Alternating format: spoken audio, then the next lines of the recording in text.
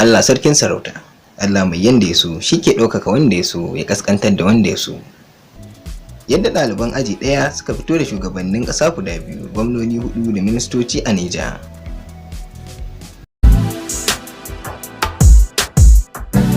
Ku danna subscribe sannan ku taɓa alamar ƙararrawar sanarwa domin sanar da ku da zarar mun ɗora sababbin shirye. A wani aji guda mai ɗauke da ɗalibai 24 ya taɓa yaye shugabannin ƙasa guda biyu, gwamnoni 4, ministoci 4, sannan kuma da alƙalai 4 a Najeriya.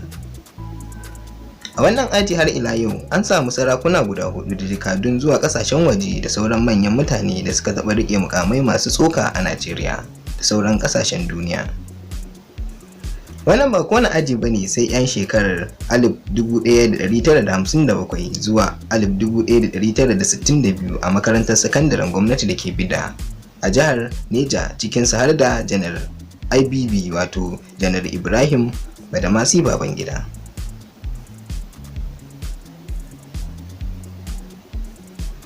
A wannan rahoton an kawo jerin sunayen ɗaliban wannan ajin waɗanda sunayensu ya ratsa kusan kowane lungu da saƙo a faɗin Najeriya. Janar Ibrahim Badamasi Babangida, Janar Abdulsalam Abubakar, Janar Mamman Batsa, Janar Muhammad Magoro, Janar Gabra Duba, Janar Gado Nasko, Janar Muhammad Sani, Kanal Sani Bello. A cikin wannan aji ne aka yaye Janar Ibrahim Babangida da Janar Abdulsalam Abubakar, wanda duk sun rike kujerar shugaban ƙasa a mulkin soja. Mamman Batsa ya zama ministan Abuja kamar Muhammad Magoro, wanda ya yi ministan cikin gida.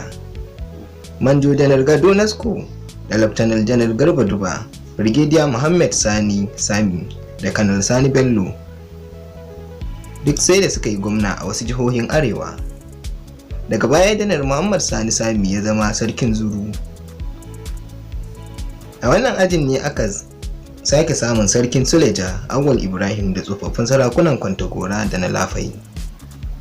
A bangaren shari'a kuma akwai Idris Legbo Kutigi, Jibrin Nawajidu da alkali mai shari'a Abdullahi Mustapha.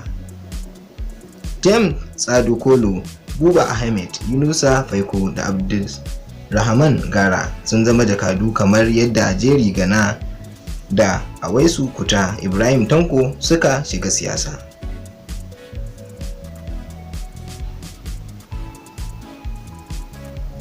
To, haka dama Allah lamarinsa yake. Waɗannan su ne jerin shugabanni da aka samu a Najeriya a wani aji wanda yake ɗauke da ɗalibai 24 a jihar Neja.